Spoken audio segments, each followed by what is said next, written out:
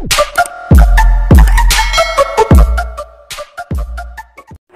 mga master! Welcome back again to our channel. Panibagong araw, panibagong kabanata na naman ang pagsamasamayin natin ngayong araw na ito. At kung bago ka sa ating channel, pag-click ang subscribe button and hit the notification bell para updated kayo sa ating mga susunod na videos. So mga master, bago natin simulan ang ating kabanata ngayong araw na ito, huwag po sana natin skip yung ads mga master no, dahil malaking bagay na po yan sa ating munting channel. So simulan na natin kabanata ngayong araw na ito. Let's go! Kabanata 1411 hanggang 1430. Kabanata 1411. Baka galing sila sa Vampire Clan. Nagsalubong ang kilay ni James. Mahiwaga ang angkan ng vampire. Kung tungkol sa mga detalye, walang ideya si James. Dahil iniwan ng Gusect ang Vampire Clan, dalawa lang ang posibilidad. Ang una ay si Lukjan ay natatakot sa kanila. Nahirapan itong paniwalaan ni James. Sa pagkakataong iyon, iisang posibilidad na lang ang natitira, nakipag-alyansa si Lukjan sa angkan ng vampire. Sa pag-iisip tungkol dito, naging malungkot ang ekspresyon ni James.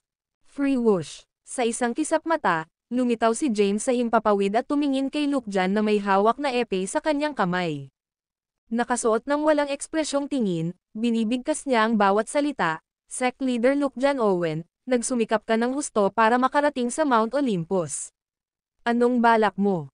Ngayong nasa taas na si James sa himpapawid, nakikita niya na halos lahat ng martial artist sa Mount Olympus ay dinukot. Maging si Arsobispo Paul Ares at ang iba pang Paul Ares sect ay hinalis. Pagtingin kay James, isang pilyong ngiti ang sumilay sa mukha ni Lukjan. 3, 2, 1. Nagbilang siya mula sa 3. What the hell? Kumunat ang noo ni James. James, subukang i-catalyze ang true energy at damhin ang iyong tiyan. Walang kamalay-malay na hinawakan ni James ang kanyang tiyan. Kaagad, nagmula sa loob ng kanyang katawan ang matinding kirot. Hindi makayanan ang sakit, bumaba siya mula sa langit at bumagsak sa lupa. Bago siya lumapag, isang figure ang lumipad patungo sa kanya at nasalo siya sa oras. Nasulyapan ni James ang nakakatakot na maskara. Gayunpaman, naamoy niya ang halimuyak ng isang babae. Damang-dama din niya ang malambot at makinis na balat ng taong may dala sa kanya. Bago pa man siya makapag-react ay nakalapag na si Thea sa lupa kasama niya. Ang Gusect ay naglabas ng walang hugis at walang kulay na lason sa hangin. Pagkatapos nilang mag-fuse sa hangin, malalason ka kapag nakahinga ka. Kapag nalason ka, hindi mo na makatalyze ang true energy. Kung gagawin mo ito, mabubulok ang iyong mga organo, wika ng isang paos na boses. Inilagay ni Thea si James sa isang bato. Wearing a pained expression on his face, James looked at Thea and asked, paano mo nalaman na may lason ang hangin? Kamusta ka na? Ngayon ko lang na-realize ang sarili ko. Nalalason din ako, ngunit hindi ito epektibo laban sa akin. Bakit mo ako niligtas? Walang partikular na dahilan. Ipaubaya mo sa akin si Lukjan. Dapat umalis ka kaagad. Pagkatapos, lumingon siya at sinulyapan si Lukjan sa hangin. Naguguluhan si Lukjan. Ito ay isang nakamamatay na lason na partikular niyang sinaliksik para sa okasyon. Walang hugis at walang kulay, walang sino man ang dapat na makaramdam nito. Kahit na ang mga Grandmaster sa ika-8 ranggo, ay hindi makakagamit ng true energy sa maikling panahon. Kaya bakit mukhang okay ang sect leader ng Celestial Sect? Hawak ang malevolent sword sa kanyang kamay, naglakad si Thea patungo kay Lukjan sa gitna ng hangin. Sa sandaling iyon, naglabas siya ng nakakatakot na aura. Nang makita ito, napaatras si Lukjan ng ilang hakbang.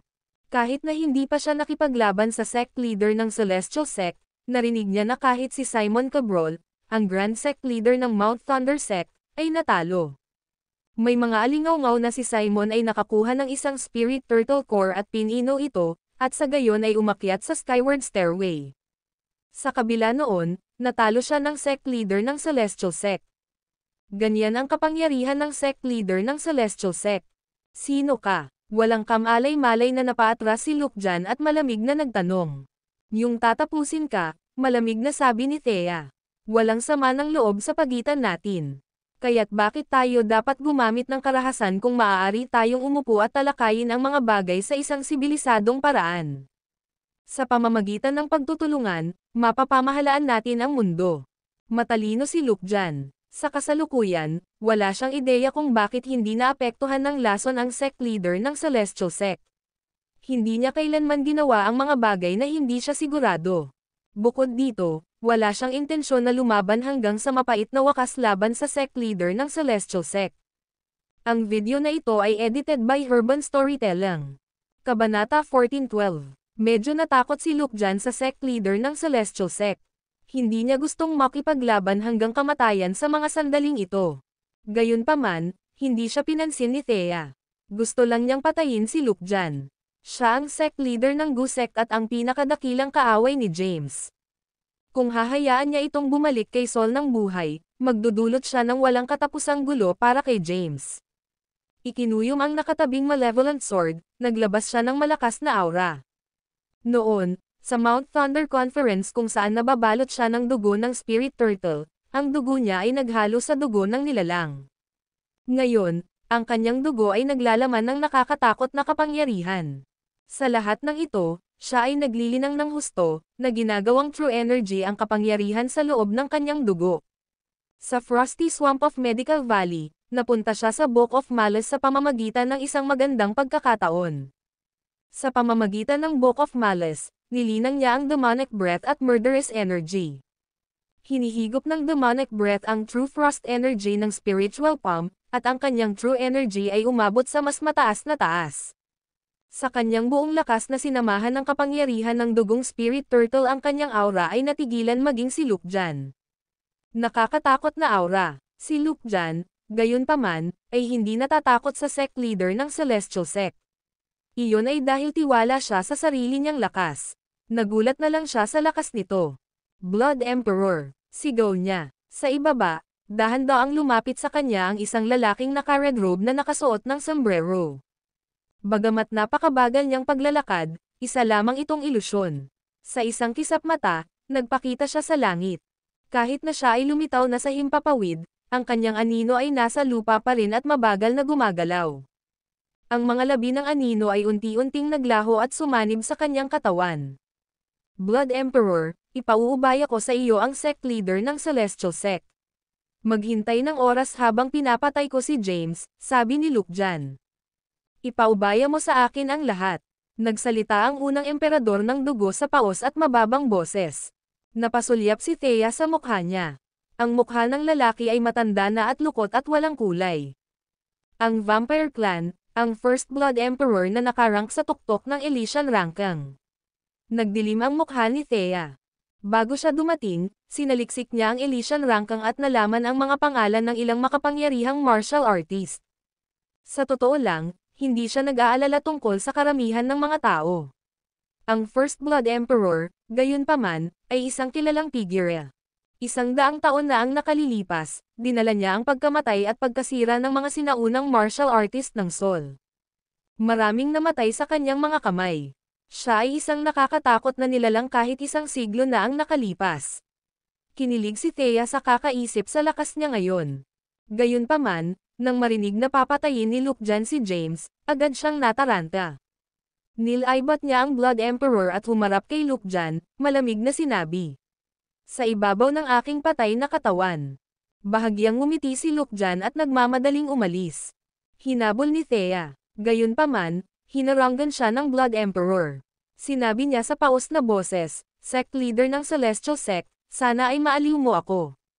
Scram. Umungol at nilaslas ni Thea ang malevolent sword na may saplot pa. Bagamat nakatikip ang espada, nasa tuktok na anyo si Thea, at napakalaki ng kanyang kapangyarihan. Madali niyang sirain ang anumang bagay sa kanyang landas kung gugustuhin niya. Isang hiwa ng malevolent sword ang nagpang-inag sa gulugad ng Blood Emperor. Narinig niya mula kay Luke Jan na ang sect leader ng Celestial Sect ay isang nakakatakot na nilalang. Gayunpaman, hindi niya inaasahan na gagawa siya ng gayong marahas na pagbabago-bago ng enerhiya sa isang welga. Hindi siya kumuha ng pagkakataon at umiwas sa atake nito. Ang video na ito ay edited by Urban Storytelling. Kabanata 14:13. Samantala, sinamantala ni Thea ang pagkakataon at hinabol si Luke Jan. Walang kalaban-laban si James kay Luke Jan matapos malason. Gayunpaman, pinigilan ng Blood Emperor si Thea sa kanyang landas muli. Damn it! Nagmura siya. Pagkatapos, gumawa siya ng isa pang pag-atake. Sa pagkakataong ito, hindi umiwas ang Blood Emperor. Sa halip, pinigilan niya ang pag-atake ni Thea. Ang kanyang martial art ay medyo nakakaintriga. Bagamat nag-concentrate si Thea ng true energy, hindi niya kayang harapin ang anumang pinsala sa kanya. Ang labanan ay sumiklab sa langit. Sa ibaba, umupo si James sa isang lotus na posisyon sa isang bato at siniyasat ang kanyang kalagayan. Napagtanto niya na may gu sa loob ng kanyang dugo. Sa pagkatulize ng true energy, ang gu ay magsisimulang mapunit ang kanyang laman, na nagdulot sa kanya ng matinding sakit. Sa sandaling iyon, humarap si Lukjan kay James. Tumingin siya kay James, na mapatla ang mukha, at sumili ang ngisi sa kanyang mukha. James, ayokong matapos ka ng ganoon kaga. Gayunpaman, nagpakita ka sa Mount Olympus at naging kaaway ko. Wala akong choice. Nagdilim ang mukha niya, pero para patayin ka. Pagkatapos, itinaas niya ang epee sa kanyang kamay at nilaslas si James. Nagdilim ang mukha ni James, at mabilis niyang nakatulize ang Tue energy. Sa kabila ng matinding sakit sa loob ng kanyang katawan, nagawa niyang makaiwas sa oras. Ang batong kinalalagyan niya kanina ay nabasag sa 1,000,000 piraso. Lumitaw si James 100 metro ang layo. Gayunpaman, hindi nakayanan ang nagniningas na sakit, bumagsak siya sa lupa at napaungol sa sakit. Bagamat nagsasanay siya sa sining ng medisina, nahulog siya sa mga panlilinlang ni Lukjan.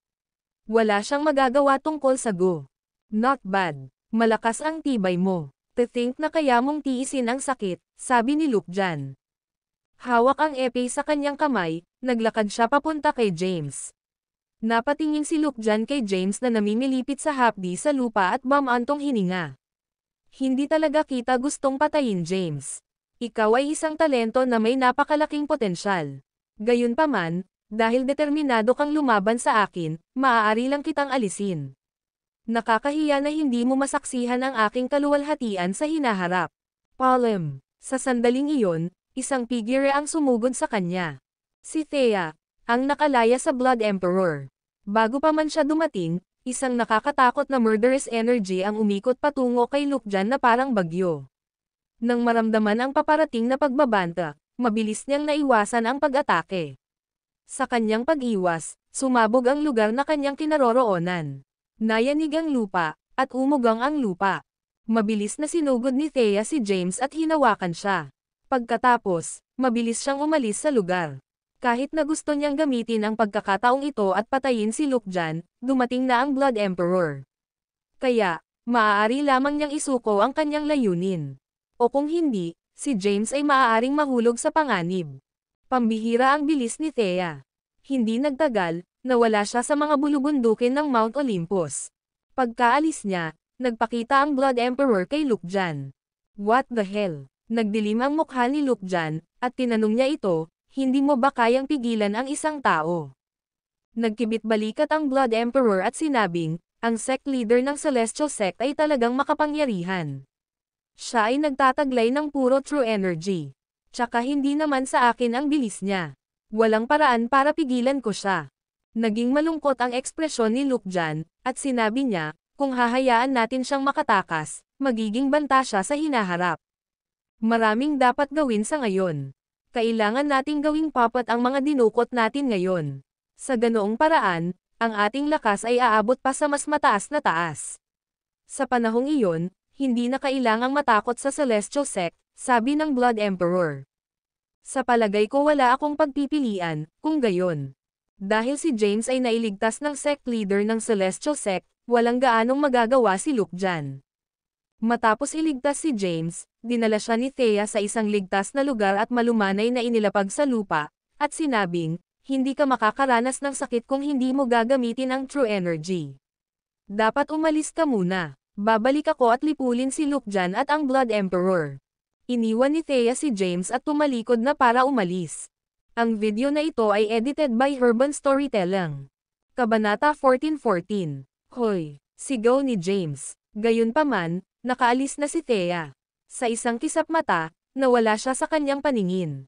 Nakakunot ang kanyang mga kilay, bumulong si James, sino ang sect leader ng Celestial Sect? Bakit niya ako niligtas ng ilang beses? Baka si Lolo. Naisip agad ni James ang kanyang lolo, si Thomas Caden. Sumagi sa kanyang isipan ang pag-iisip, ngunit umiling siya. Nakakaamoy siya ng bango sa taong iyon. Tsaka malambot at makinis ang balat niya.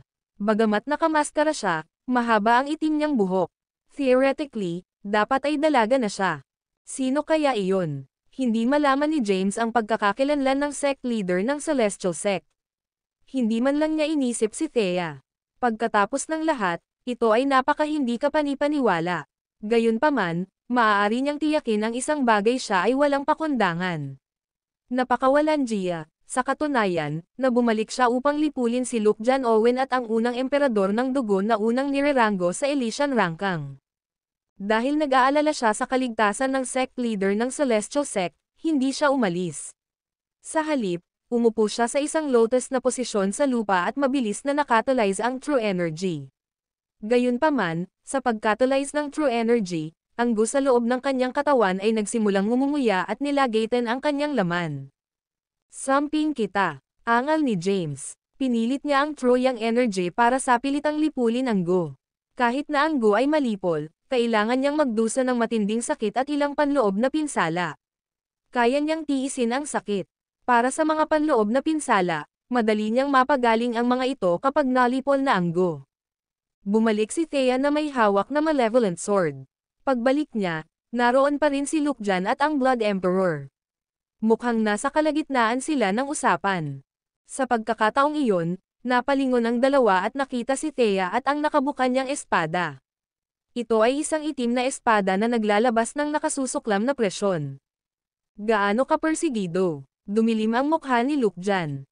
Tumingin sa Blood Emperor, sinabi niya, alisin muna natin ang sect leader ng Celestial Sect sa ngayon. Tumango ang Blood Emperor. Sabay na lumipad sa langit ang dalawa at pinalibutan si Thea. Sa hawak na ng malevolent sword, ang lakas ni Thea ay napalakas ng husto. Pinutol niya ang kanyang espada, at ang malakas na sword energy ay dumiretso kay Luke John. Itinaas ni Luke John ang kanyang epee upang ilihis ang pag-atake.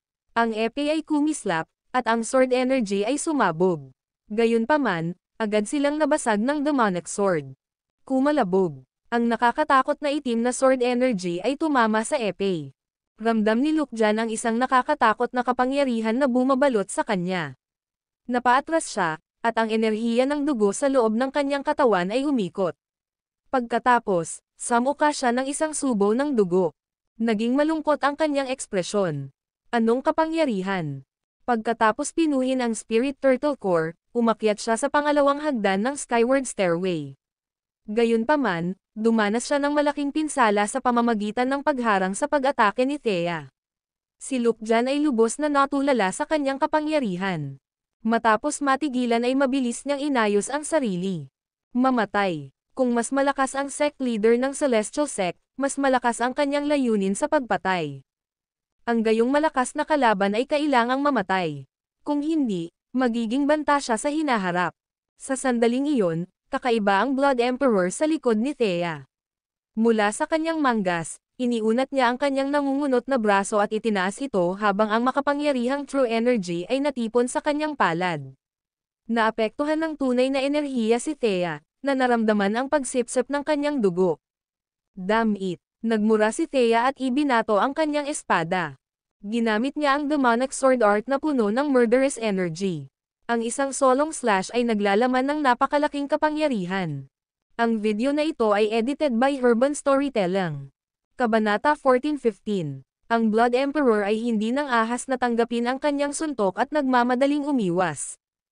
Hawak ang epee sa kamay, si Luke John ay sumugod sa kanya at sumigaw, gamitin mo ang lahat ng iyong lakas. Kung hindi, hindi natin matatalo ang sect leader ng Celestial Sect. Nakuha ko. Sigaw ng Blood Emperor. Isang pulang kinang ang lumabas sa kanyang palad at nabuo ang isang mahabang pulang espada. Hawak ang espada sa kanyang kamay, inatake niya si Thea mula sa likuran. Nagpapatuloy ang matinding labanan. Sa kapangyarihan ng Spirit Turtle, ang demonic sword art, ang demonic breath, at ang kanyang murderous energy, nagawa ni Thea na tumayo sa kanyang kinatatayuan laban sa dalawa sa pinakamakapangyarihang tao sa mundo. Sa isang bato sa di kalayuan, nakaupo ang isang matandang lalaki na nakasuot ng puting damit. Pinagmamasdan niya ang labanan mula sa malayo. Nang makita ang nakamaskarang Thea at ang malevolent sword na hawak niya, ang kanyang ekspresyon ay seryoso, the malevolent sword. Sino ang sect leader ng Celestial Sect? Si Thea ba? Ang lalaki ay walang iba kundi si Thomas Kayden. Siya ay kasalukuyang nasa tuktok ng huling yugto ng ikawalong ranggo at isang hakbang ang layo mula sa pag-akyat sa Skyward Stairway. Kahit na hindi niya nakuha ang Spirit Turtle Core, nakuha niya ang apdo nito. Ang apdo ay hindi gaanong epektibo kaysa sa core. Sa nakalipas na ilang buwan, siya ay nasa closed-door meditation. Matapos malaman ang International Martial Arts Conference, nagmamadali siyang pumunta rito para manood ng palabas. Gayunpaman, hindi siya nagpakita ng kanyang sarili. Sa halip, itinago niya ang sarili sa mga anino. Nang makita ang malevolent sword na hawak ng sect leader ng Celestial Sect, pinaghinalaan ni Thomas ang kanyang pagkakakilanlan. Naalala niya na maaaring paalang bisa ni Thea ang masamang epektong dulot ng malevolent sword. Alam din niyang nasa kanya ang malevolent sword. Gayunpaman, alam niya na si Thea ay isang third-rank grandmaster lamang. Samantala, ang sect leader ng Celestial Sect na nauna sa kanya ay nasa ikawalong ranggo pataas.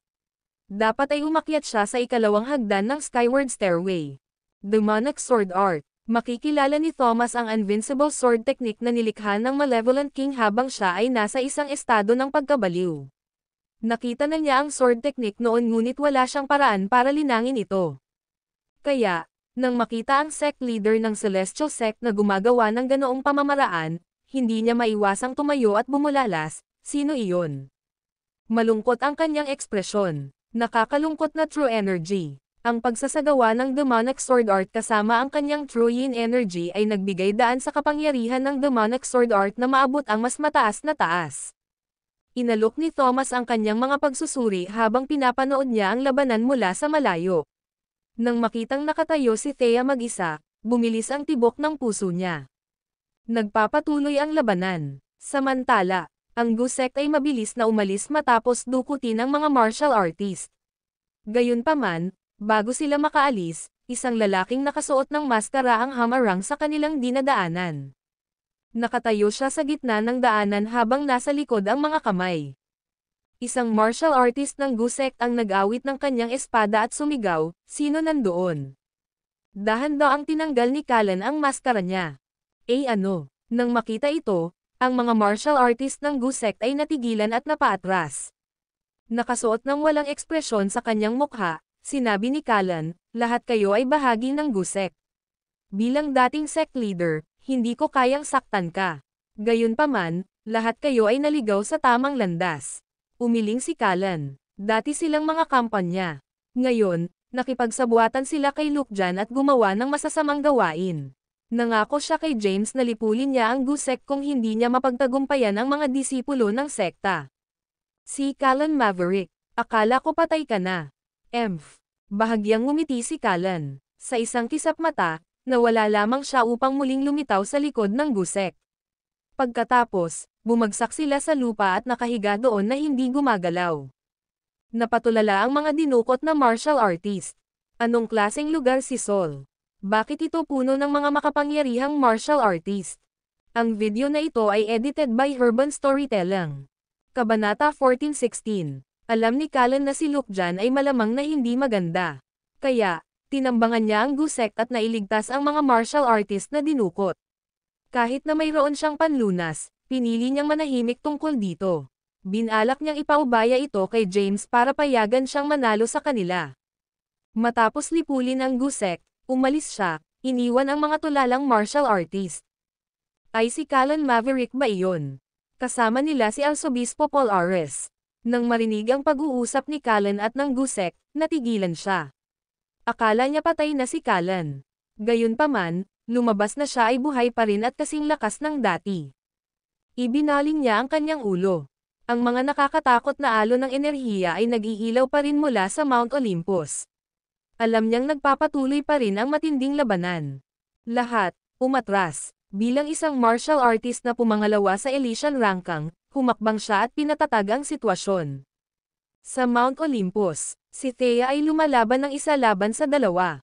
Gamit ang kanyang invincible sword technique, unti-unti niyang nagawang lumabas sa ibabaw. Nagpapatuloy ang labanan. Ang dugo sa loob niya ay kumulo, at ang malevolent sword sa kanyang kamay ay lalong lumakas. Sa sandaling iyon, isa lang ang nasa isip niya ang lipulin ang dalawang nauna sa kanya at lutasin ang problema ni James. Sumabog ang layuning pagpatay na kanyang ipinalabas, at ang kanyang aura ay naging mas nakakatakot. Ngayon, si Luke Jan at ang Blood Emperor ay natakot. Sino ang sect leader ng Celestial Sect? Paano siya nakakatakot? Sa takot, gusto ni Luke Jan na umatras.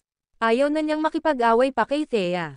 Sa sandaling iyon, ginagamit ni James ang kanyang True Yang energy para lipulin ang Gu sa loob ng kanyang katawan. Dahan-dahan at unti-unti, naalis ang Gu. Hindi lamang naranasan ni James ang matinding sakit, ngunit siya rin ay nagdusa ng panloob na pinsala. Nang maramdaman ang matinding labanan na nagaganap, bahagyang nag-alala siya. Kaya, mabilis niyang ginamit ang crucifer para pagalingin ang kanyang mga sugat. Hindi nagtagal, gumaling ang kanyang mga sugat. Bagamat hindi pa siya tuluyang nakaka-recover, wala na itong epekto sa kanyang husay sa pakikipaglaban. Hawak ang Blade of Justice, tumungo siya sa direksyon ng labanan. Bago pa man siya lumapit sa larangan ng digmaan, naramdaman niya ang isang nakakatakot na alon ng enerhiya na nagmumula sa lugar. Pagkatapos, nakita niya ang sect leader ng Celestial Sect at ang espadang hawak nito. Ang espada ay kakaiba ang hugis, ngunit medyo pamilyar ito. Ang masasamang espada. Nakilala niya ang espada. Hindi ba iyon ang malevolent sword na nasa pag-aari ni Thea?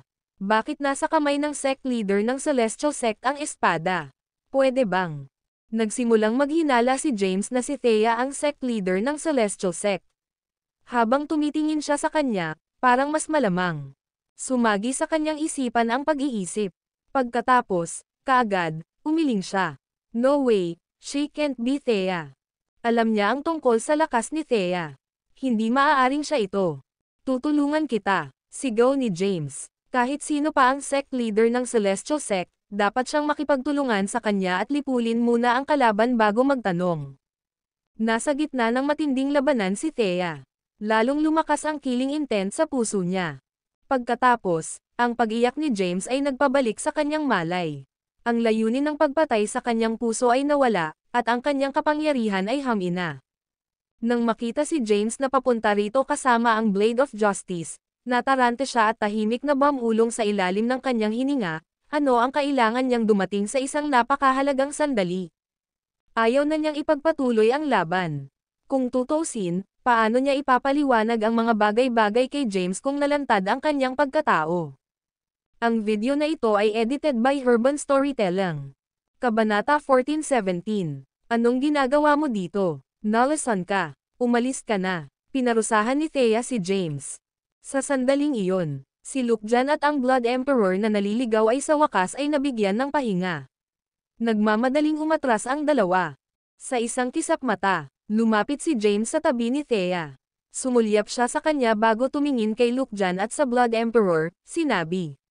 Wala na ang lason. Hayaan mong tulungan kita. Deal with it yourself. Pagkasabi nun, umalis si Thea. Ano? Nalito si James. Bakit siya umalis bigla? Hoy! Sigaw ni James. Gayunpaman, hindi nakita si Thea. Sa ibaba, nasaksihan ni Thomas ang buong proseso. Ang sect leader ng Celestial Sect ay lumalakas sa araw-araw. Gayunpaman, sa sandaling lumitaw si James, tila siya ay lumabas sa isang uri ng estado, na naging dahilan upang ang kanyang lakas ay bahagyang nabawasan. Hinaplos niya ang kanyang baba at nag-isip. Bakit ganun? Ay, tama, ang estado ng pagkabaliw. Agad naman itong naisip ni Thomas. Nakita niya ang mga talaan ng Demonic Sword Art sa pader na bato sa Snow Cavern.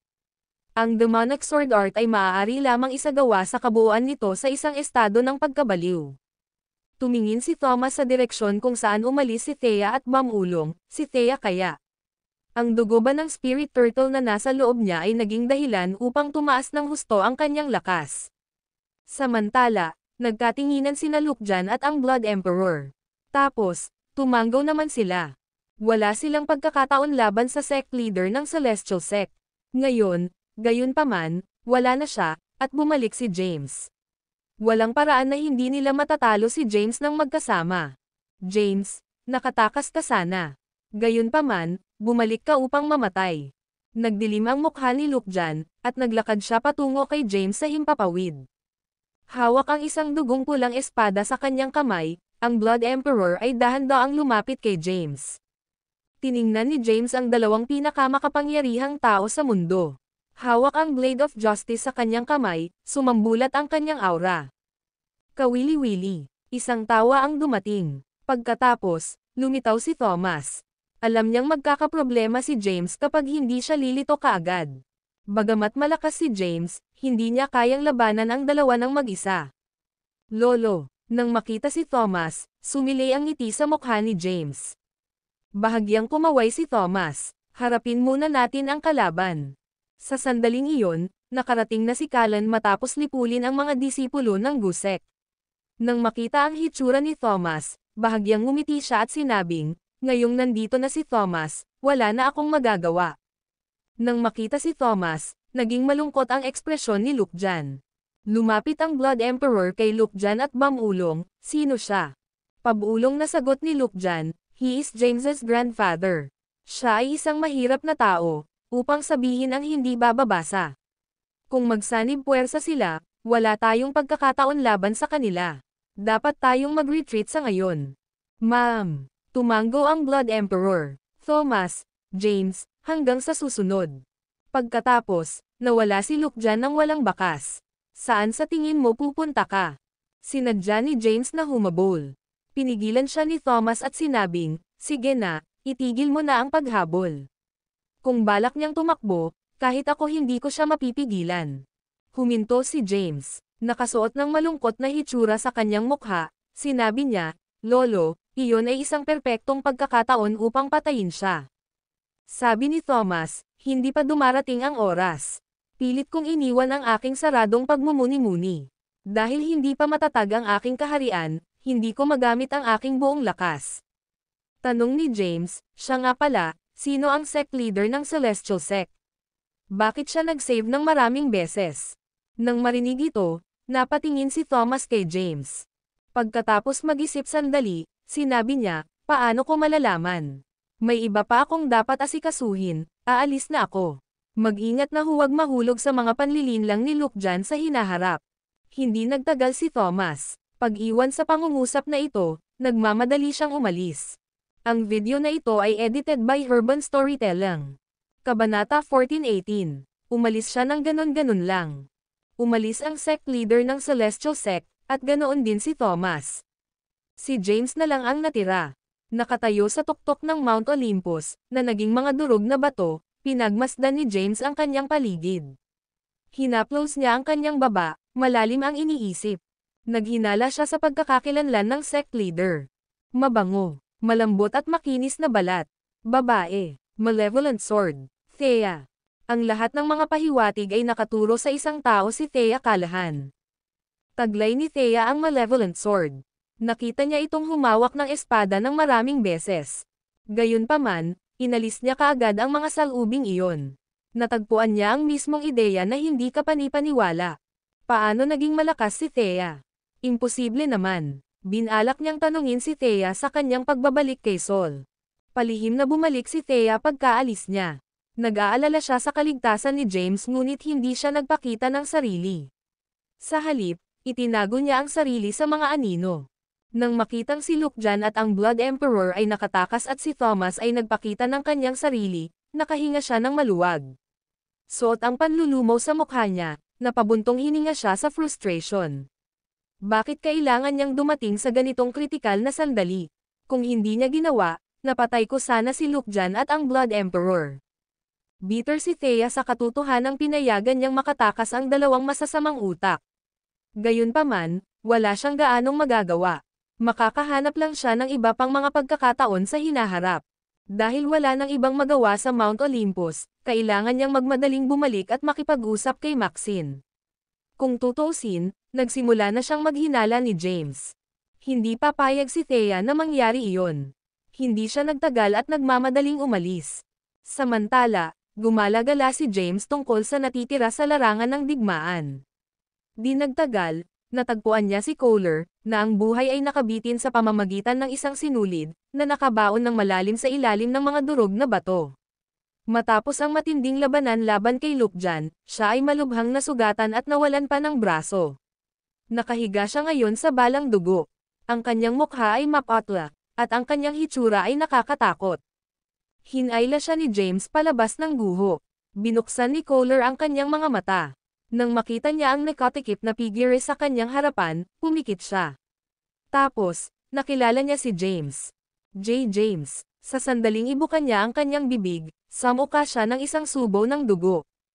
Hinawakan ni James ang braso niya at kinuha ang pulso niya. Matapos suriin ang kanyang kalagayan, umiling si James. Hindi nagtagal ang buhay ni Kohler. Kahit na gumamit siya ng crucifer, ang kanyang mga pinsala ay hindi ganap na gumaling. Hindi masisira ang Excalibur. Ay ito ang pananampalataya ng Knights, wika ni Kohler sa mahinang boses. Sinubukan niyang bumangon. Tinulungan siya ni James sa oras. Pagkatapos, napaupo siya sa lupa. Pagtingin sa Mount Olympus na naging durog na bato at Excalibur na naputol sa kalahati ni Lukjan, iniunat niya ang kanyang braso at sinubukang abutin ito. Sabi ni James, "Stop moving already. Ano ang numero ng telepono ng iyong pamilya? Tatawagan ko sila at ipapaalam ko sa kanila ang tungkol sa iyong kamatayan."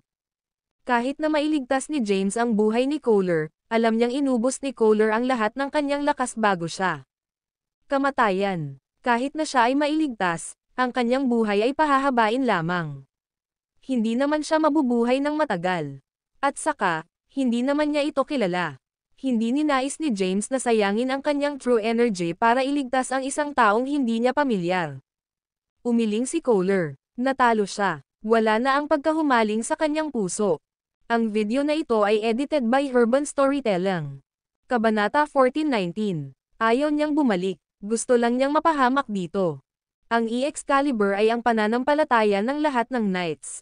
Binata ni Sol, sana ay i-reorgan mo ang Excalibur.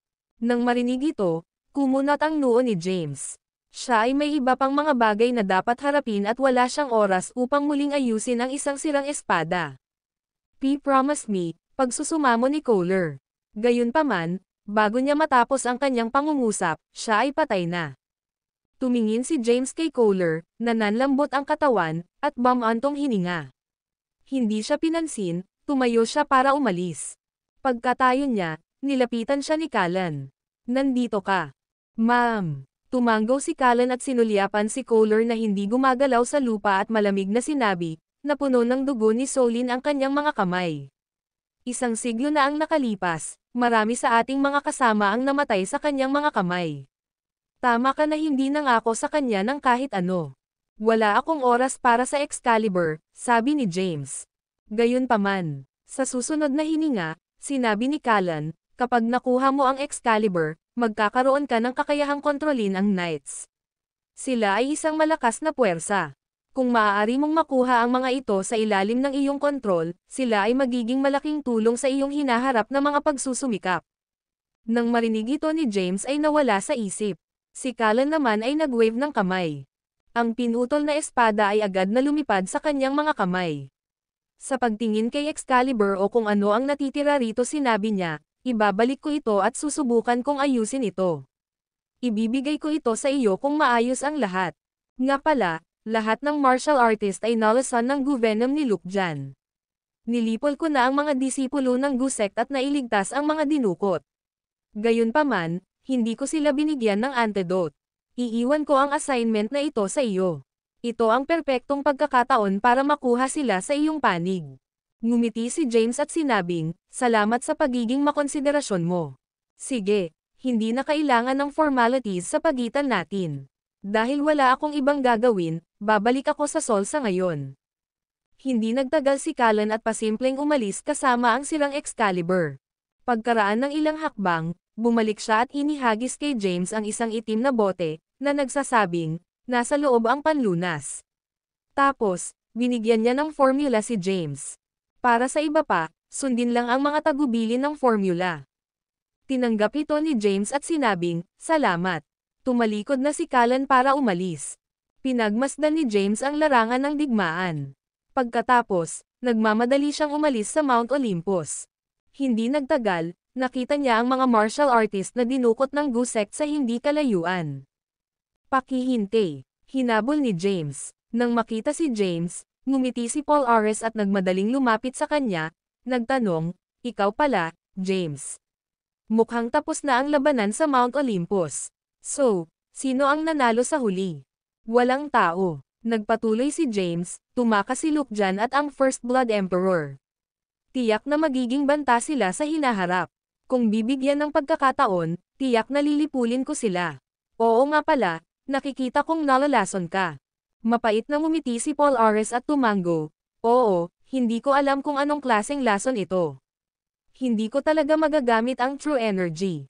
Sa sandaling ginamit ko ito, naramdaman ko ang matinding sakit na nagmumula sa loob ng aking katawan." Kinuha ni James ang antidote na ibinigay sa kanya ni Callan at ibinigay ito kay Paul Ares, na nagsasabing, "Narito, ito ay para sa iyo." "Ma'am." Inubos ni Paul Ares ang antidote. Hindi nagtagal, gumaling siya. "Iligtas mo kami, James. Ang pinakakagalang-galang na Shaolin martial artist, mangyaring bigyan ako ng isang antidote." Marami ang nakiusap. Ibinigay sa kanila ni James ang natitira sa antidote at sinabing, "Iyon lang ang mayroon ako sa ngayon. Kapag bumalik ako, gagawa pa ako." Ang ilan ay nakaupo sa isang lotus na posisyon at nagsimulang mag-alis ng mga lason sa loob ng kanilang katawan, habang ang iba ay tumingin kay James ng may pag-asa. Sinabi ni Paul Ares, "James, dahil kailangan mong gumawa ng mas maraming antidotes, bakit hindi mo kami sundan sa punong tanggapan ng Paul Ares sect? Magagamit natin ang pagkakataong ito at mas makilala natin ang isa't isa." "Oo naman." Nakangiting sabi ni James, "Nagkataon lang, kailangan ko ng tulong mo sa paghahanap sa kinaroroonan ni Delilah. Sundan mo ako." Kitang-kita sa mukha niya ang kagalakan, sinenyasan ni Paul Ares si James na sundan siya. Ang video na ito ay edited by Urban Storytelling. Kabanata 1420, James Caden. Saktong sumenya si Paul Ares na sundan siya ni James, may ilang armored knight na lumapit sa kanila at pinigilan si James na umalis. Napalingon si James. Alam niyang mga knight sila ni Kohler sa isang sulyap. "May problema ba?" tanong niya. Isang kabalyero ang nagtanong, "James, kumusta ang sitwasyon sa Mount Olympus? Kumusta si Kohler Kiz? Siya ba ay patay o buhay?" "Patay na siya." Pagpapatuloy ni James, "He was nearing his end, anyway. Kahit na walang labanan, hindi siya mabubuhay ng matagal. Sa matinding labanang iyon, naubos niya ang lahat ng kanyang lakas, na naging sanhi ng pagkawala ng kanyang kapangyarihan. Bukod dito, nagtamo din siya ng matinding pinsala. Siya ay patay na. Nakahandusay na ngayon ang kanyang bangkay sa Mount Olympus." Nang marinig ito, ang ilang mga kabalyero ay napaatras. Namutla ang kanilang mga mukha. Tumalikod na lang si James para umalis. Samantala, sinenyasan ni Paul Ares ang lahat na sumunod sa kanya. "Lahat, huwag mag-atubiling sumama sa akin sa Paul Ares sect. Hihintayin natin si James na gumawa ng antidote. Tara na, sabay tayong pumunta sa Paul Ares sect." Pagkatapos, umalis sila sa Mount Olympus. Matapos tumakas si Luke Jan at ang First Blood Emperor, nag-ayos sila ng pagpupulong sa isang lugar. Gayunpaman, pagdating sa napagkasunduang lugar, napagtanto nila na ang mga disipulo ng Gu sect ay wala doon kasama ang mga martial artist na kanilang dinukot. Nasaan sila? Ang Blood Emperor ay tumingin kay Luke Jan, na ang mukha ay dumilim. Nakasuot ng mataimtim na ekspresyon, naikuyom ni Luke Jan ang kanyang mga kamao at nagmura, "Damn it. Alam niyang may nagligtas sa mga martial artist." Masipag siyang nakipag-alyansa sa Blood Emperor para sa kanyang planong kontrolin ang mga martial artist. Gayunpaman, ito ay para sa wala. Ito ay dapat na gawain ni James at ng sect leader ng Celestial Sect. Isang nakakatakot na intensyon ng pagpatay ang lumabas mula kay Luke Jan. Paulit-ulit siyang dinadala ni James ng problema. Kinailangan siyang puksin. Sa pagtingin kay Luke Jan, na ang ekspresyon ay malungkot, ang Blood Emperor ay nagtanong, "Ano ang dapat nating gawin kung gayon? Kung wala ang mga martial artist, hindi natin sila mapipino bilang mga puppet. Paano natin sila makokontrol at mamuno sa mundo? Maaari lang natin silang kunin isa-isa. Pagkatapos ng maikling pagmumuni-muni, sinabi ni Luke Jan, Blood Emperor, ipauubaya ko sa iyo ang natitira. Gusto kong makuha mo ang maraming martial artist na kayang linangin ang true energy hanggat kaya mo sa mundong ito. Pagkatapos, dalhin sila sa napagkasunduang lugar at ipaubaya sa akin ang lahat. Hindi magtatagal, magkakaroon tayo ng nakakatakot na hukbo ng mga papay. Sa panahong iyon, ang pagsakop sa mundo ay magiging isang piraso ng cake. Inisip ito ng Blood Emperor at sinabing, oo naman. Ngunit paano ang mga bagay na ipinangako mo sa akin? Huwag kang mag-alala, talagang paninindigan ko ang aking pagtatapos ng bargain. Pagkatapos bumalangkas ng plano, naghiwalay ang dalawa. Kasabay nito, tumungo si James sa punong tanggapan ng Polaris Sect. Ang punong tanggapan ng Polaris Sect ay matatagpuan sa Erythia at sa loob ng mga hangganan ng isang bansang tinatawag na Persepolis. Nasa unahan niya ang isang walang hanggang bulubundukin. Itinuro ni Polaris ang bulubundukin sa harapan nila at nakangiting sinabi, James, ito ang punong tanggapan ng Polaris Sect. Ang sekta ay isang kongregasyon na may milyon-milyong mananamba sa labas ng mundo. Gayunpaman, ang totoong Polaris Sect ay isang sinaunang martial sect. Please, sundan mo ako. Sinenyasan niya si James na pumasok habang ipinapaliwanag sa kanya ang ilang impormasyon tungkol sa Polaris Sect. Ang Polaris Sect ay may maraming taon ng kasaysayan. 1,000 taon na ang nakalilipas, ang tagapagtatag ng aming sekta ay nagtungo sa Staciel sa Sol at nakipag-ugnayan sa komunidad ng militar sa pagsisikap na matuto ng martial arts. Pagbalik niya, nag-practice siya ng espada sa loob ng 30 taon bago nilikha ang Polaris Sword Art at itinatag ang Polaris Sect. Nang marinig ito ni James ay natigilan. Inisip niya na ang Polaris Sect ay isang kongregasyon lamang para sa mga mananamba. Hindi niya inaasahan na isa itong sinaunang martial sect na may ganito katagal na kasaysayan. Ang video na ito ay edited by Urban Storytelling. Kabanata 1421. Pinag-isipan ito ni James at nagtanong, bakit pareho ang pangalan mo sa sekta? Upang maging tapat sa iyo, ang bawat alsobispo ng sekta ay nagpapalit ng kanilang pangalan sa Polaris. Oh, nakikita ko. Bumungad sa mukha ni James ang realization. James, nakikita kong gumagamit ka ng espada. Dapat ay natutunan mo na ang ilang mga diskarte sa espada noon pa. Dapat tayong magpalitan ng impormasyon tungkol sa kung ano ang alam natin sa isa't isa. Sa totoo lang, kahit na ang Polaris Sect ay mayroon ding signature sword technique, walang sino man sa sekta ang nakatuto nito. Oo naman, bahagyang tumango si James. Naintriga siya sa Polaris Sword Art na nilikha ng tagapagtatag ng Polaris Sect. Ang isang sword technique na tumagal ng 30 taon ng pagsasanay ay hindi dapat isang ordinaryong sword technique.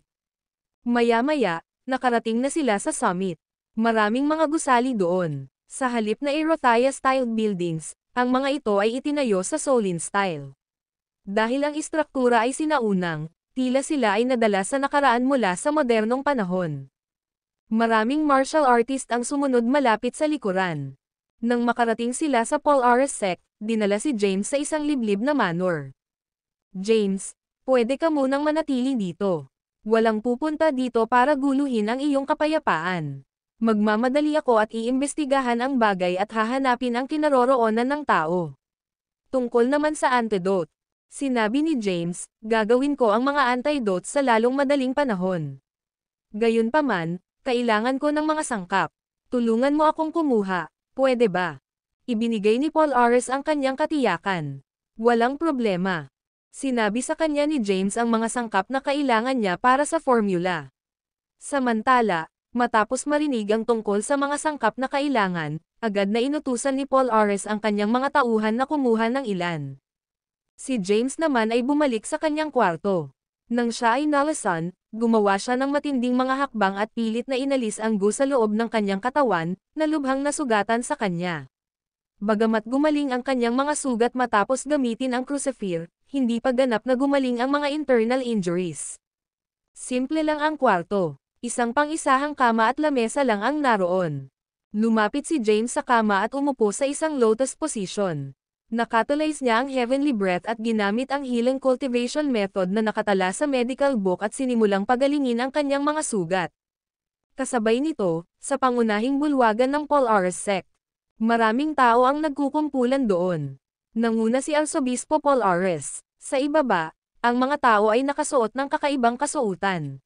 Natatakot ako na hindi ito angkop, Arsobispo. Isang matandang babae ang humakbang at mabangis na sinabi. Ang Sacred Fire Cavern ay isang restricted area ng Polaris sect. Ang mga arsobispo lamang ang may karapatang pumasok. Paano mo pahihintulutan ang mga tagalabas na makapasok ayon sa gusto nila? Bahagyang kumaway si Polaris at pinutol siya, rules are meant to be broken. Umalis ang sword technique. Sa likod ng founder ay nakatala sa loob ng Sacred Fire Cavern.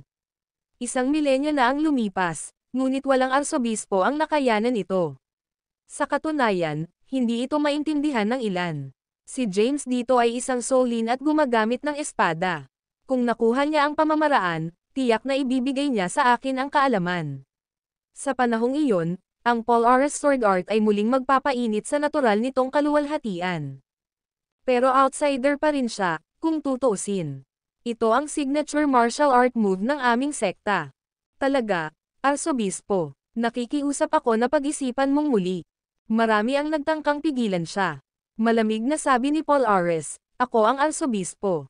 Ang salita ko ay batas. Pagkatapos, kumalma siya at huminga ng malalim. Lahat, naiintindihan ko ang iyong mga alalahanin. Alam ko rin na pinagnanasaan mo ang signature martial art move na naitala sa loob ng Sacred Fire Cavern. Paano ito? Sabay-sabay tayong pumasok, ha? Nang marinig ito, lahat ay lumuhad. Hindi kami maglakas loob. Sige ngayon, enough with your act already.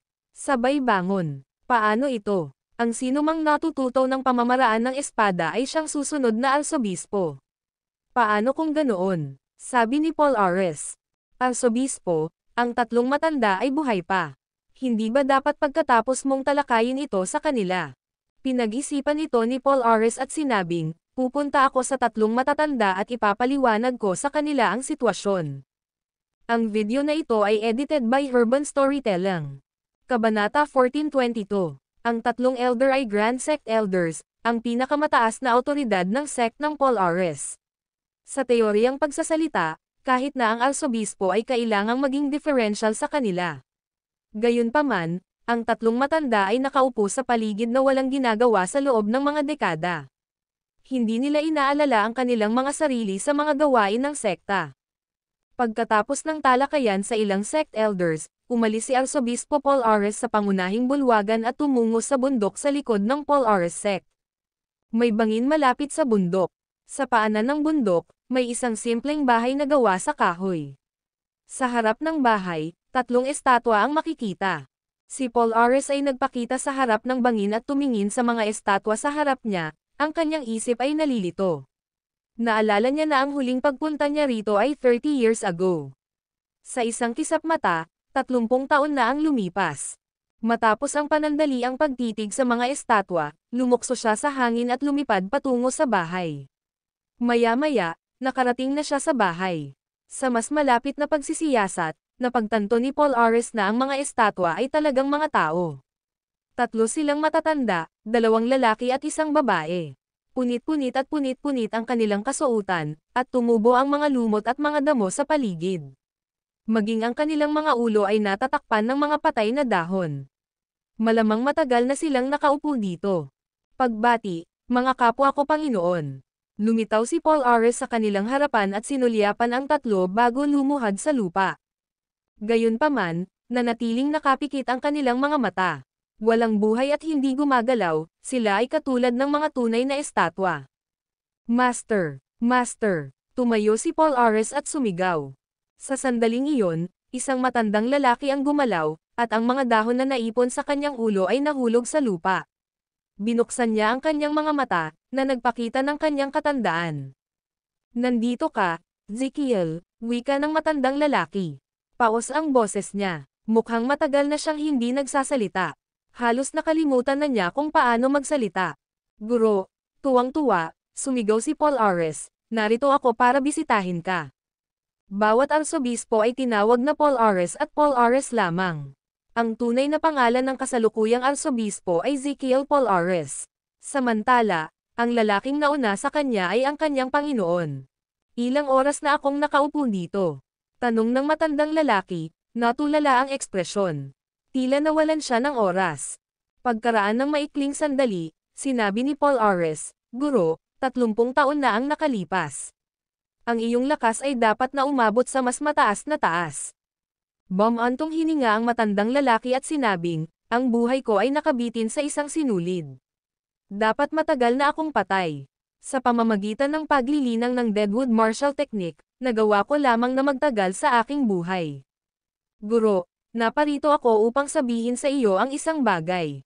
Sinabi ni Arsobispo Paul Ares, ilang araw ang nakalipas, nagkaroon ng internasyonal na komperensya ng martial arts sa Mount Olympus. Isinalaysay ni Arsobispo Paul Ares ang sunod-sunod na mga pangyayari na naganap sa kanyang amo. Binanggit pa niya ang pagdadala kay James sa Paul Ares sect.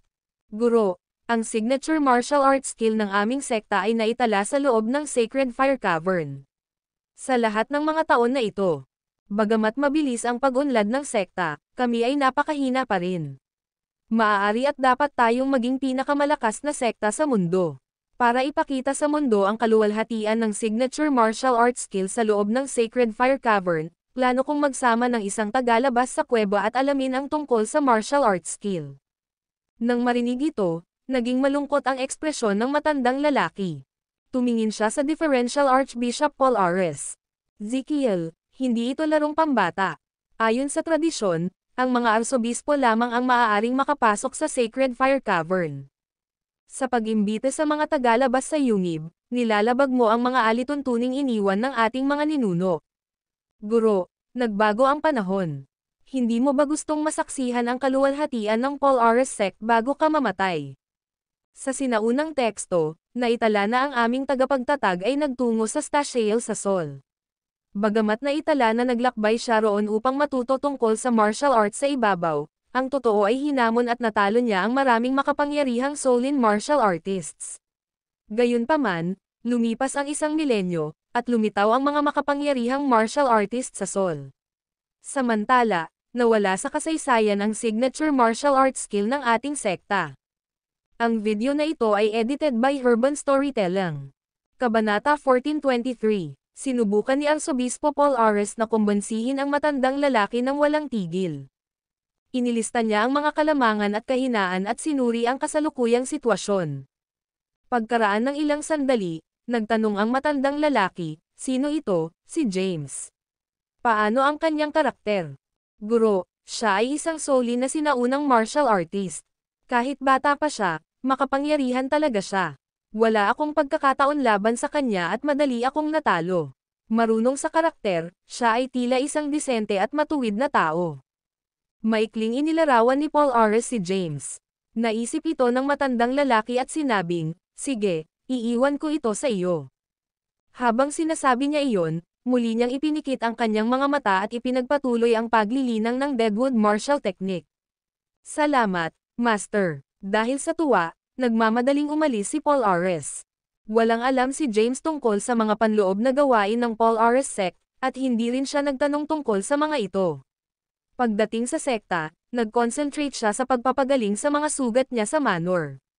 Dahil halos gumaling ang kanyang mga sugat, ganap na gumaling ang kanyang mga sugat matapos gumaling ng ilang araw.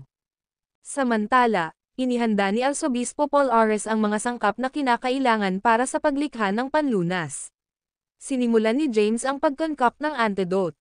Pagkatapos, ipinamahagi niya ang mga antidote sa mga martial artist na dumaranas ng guvenom. Sa pangunahing bulwagan ng Paul Ares sect, si Arsobispo Paul Ares ay nakaupo sa pangunguna habang si James ay nakaupo sa tabi sa ibaba. Marami sa mga elder ng sekta ng Paul Ares ang nakaupo din sa ibaba. Bukod doon, nakaluhod sa lupa ang isang mukhang 40 taong gulang na lalaki. Sabi ni Archbishop James, natapos ko na ang investigasyon sa usapin. Sa katunayan, isang miyembro ng aking sekta ang nagtungo sa Street Anne's Castle at kinuha ang isang mag-inang duo mula kay Sol. Na-cross-check ko na lahat. Sila ang hinahanap mo. Habang sinasabi niya iyon ay tinuro niya ang lalaking nakaluhod sa lupa. Siya iyon, isang alagad ko.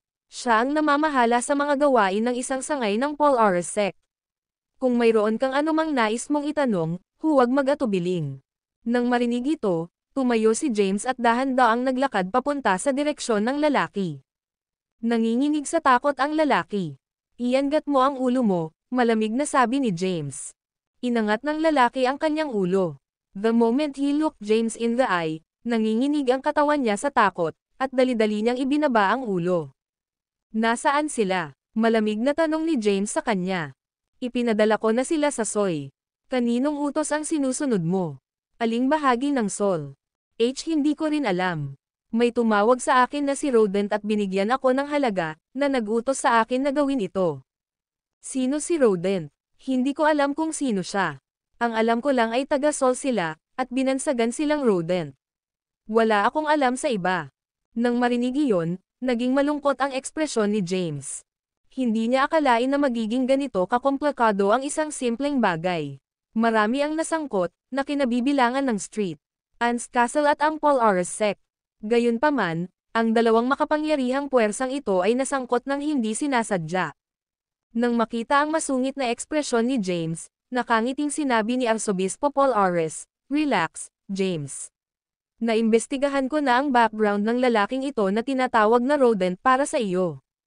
Nang marinig ito, nakahinga ng maluwag si James at sinabing, "Salamat, pare. Magkapatid naman tayo, Hindi na kailangan ng formalidad." Ngumiti si Polaris.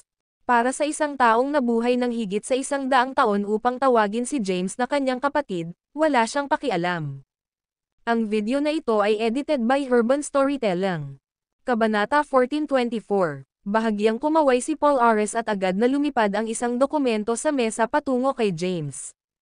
James, ito ay detalyadong impormasyon tungkol sa Rodent. Tingnan mo.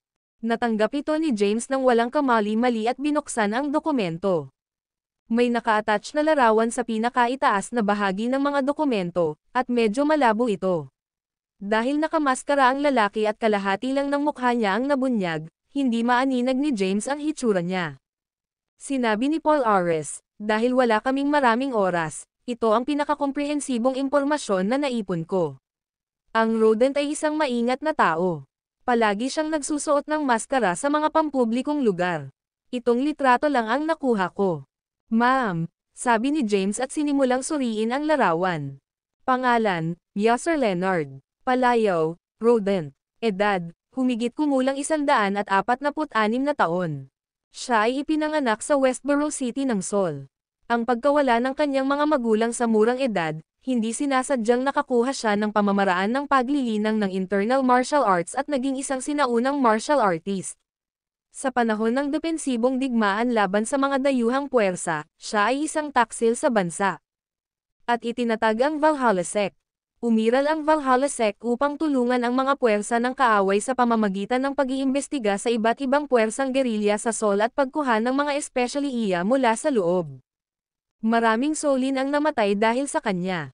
Matapos ang pagkakatatag ng Sol, nawala ang Valhalla Sect. Gayunpaman, sa nakalipas na ilang dekada, may mga palatandaan ng muling pag-usbong ng sekta. Nagsimula na itong magsagawa ng mga operasyon sa loob ng Sol at maging sa buong mundo. Tiningnan ni James ang impormasyon sa kanyang mga kamay. Kahit na malinaw na nakalista sa detalyadong impormasyon ang mga gawa ni Rodent sa nakaraan, hindi ito naglalaman ng pinakamahalagang piraso ng impormasyon ang kanyang kasalukuyang kinaroroonan. Iyon lang ba? Matapos suriing mabuti ang impormasyon, tiningnan ni James si Arsobispo Polaris. "Ano ang punto nito? Gusto ko lang malaman ang kasalukuyang kinaroroonan ni Rodent. Nasaan ang mga taong naruroon ako, hinahanap? Patay ba sila o buhay?" Wearing a frustrated look on his face, Polaris explained, "James, kulang na lang ang oras natin. Ito ang tanging impormasyon na mahahanap ng aking mga tauhan sa kaunting oras na mayroon sila. Kahit na hindi ko alam ang kasalukuyang kinaroroonan ni Rodent, isang bagay ang matitiyak ko. Siguradong nasa Sol siya. Besides, I'm sure na buhay pa ang mga taong hinahanap mo. Sinabi sa akin ng aking alagad na inutusan siya ni Rodent na huwag silang saktan. Mukhang mahalaga sila para sa kanyang mga plano." Nang marinig ito ni James ay nawala sa pagmumuni-muni. Hindi niya akalain na gagampanan ni Delilah ang isang kritikal na papel pagpipilit kay Xavier Zachary na umalis sa pagtatago. Samantala, ang impormasyon sa mga kamay ni Xavier ay ilang mga teknolohikal na tagumpay lamang. Hindi niya inaasahan na maraming tao ang nagnanasa sa mga dokumento. Hindi lang iyon, alam niya kung nasaan si Xavier Zachary, ang stepfather ni Delilah, o kung ay buhay pa. Kung patay na siya, bakit mo kailangang hulihin si Delilah? Kung nabubuhay pa siya, nasaan siya? Bakit walang mahanap sa kanya? Matapos mag-isip ng mahabang sandali, nagtanong si James, Arsobispo, gaano pa katagal ang kailangan mo para mahanap ang mga taong hinahanap ko? Pinag-isipan ito ni Arsobispo Paul Ares at sinabing, mahirap sabihin. Depende ito kung nag-iiwan ng anumang mga pahiwatig si Rodent. Kung gagawin niya, aabutin ito ng halos 10 araw. Kung patuloy siyang mananatiling maingat gaya ng dati, medyo mahirap. Gawin mo ang iyong makakaya, sabi ni James. Ngayon, maaari lamang siyang umasa sa Paul Ares sect. Kasabay nito, kailangan niyang bumalik sa Sol sa lalong madaling panahon. Pinlano niyang gamitin ang sinaunang martial world para hanapin si Rodent. Ang Rodent ay 146 na taong gulang na, kaya dapat na siya ay isang sinaunang martial artist na ikapitong ranggo o mas mataas. Wala siyang maaasahan sa ibang puwersa para hanapin si Delilah. Ang video na ito ay edited by Urban Storytelling. Kabanata 1425. Nga pala, tulungan mo akong maghanap ng isa pang tao. Ang ama ni Delilah, tanong ni Arsobispo Paul Ares. Matapos imbestigahan ang bagay, nalaman niya ang tungkol sa pagkakakilanlan ni Delilah at James. Kasalukuyan siyang may ilang insider information. Ma'am, tumango si James at sinabing, ang stepfather ni Delilah, si Xavier Zachary. Gusto ko siyang makita, patay man o buhay. Kung hindi mo siya mahanap, subukang hanapin ang mga dokumento sa kanyang mga kamay. Susubukan ko. Hindi makatitiyak si Arsobispo Paul Ares na may mahahanap siya. Iyon ay dahil alam niyang marami ang sumubok at nabigo. Hindi ko maintindihan, James. Ganito ba kahanga-hanga ang teknolohiya sa mga kamay ni Xavier? Bakit siya hinahanap ng lahat? Nagkibit-balikat si James at sinabing, paano ko malalaman? Hindi ako nagtatrabaho sa larangang iyon. Gayunpaman, batay sa impormasyong natanggap ko, ito ay isang groundbreaking na teknolohikal na tagumpay. Kung maisa sa katuparan, ang sangkatauhan ay gagawa ng isang malaking hakbang pasulong at papasok sa isang bagong panahon. Huwag nating madaliin ang mga bagay-bagay. Ipinapangako ko na gagamitin ko ang lahat ng aking makakaya para tulungan ka. Ngayon, pag-usapan natin ang tungkol sa ibang bagay. Balisa si James. Habang tumatagal ito, mas magiging panganib si Delilah. Gayunpaman, wala siyang magagawa sa ngayon. Tumingin siya kay Arsobispo Paul Ares at nagtanong, may problema ba? Sinabi ni Arsobispo Paul Ares, noon, sinabi ko sa iyo ang tungkol sa pinagmulan ng Paul Ares sect at kung paano lumikha ang aming tagapagtatag ng isang hindi magagapi na martial technique pagkatapos na nasa closed-door meditation sa loob ng 30 taon. Gayunpaman, sa nakalipas na 100 taon, ang aking mga nauna ay hindi nagawang linangin ang martial technique na naiwan ng aming founder. James, galing ka sa Sol. Hindi lang iyon, ikaw ang Dragon King at isang martial art genius.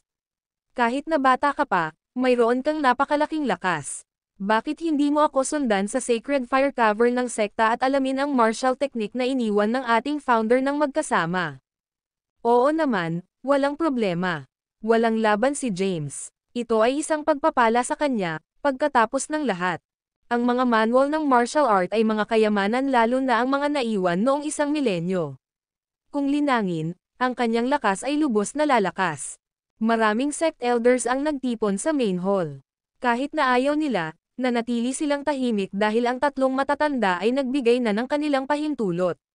Sa pagpupursenge ng arsobispo, wala silang magagawa. At saka, lahat sila ay may lihim na motibo. Nais nilang lahat na tingnan ang banal na lugar. James, kung nagawa mong linangin ito, kailangan mo akong gabayan, okay? Tumingin si Arsobispo Paul Ares kay James. Tumango si James at sinabing, oo naman.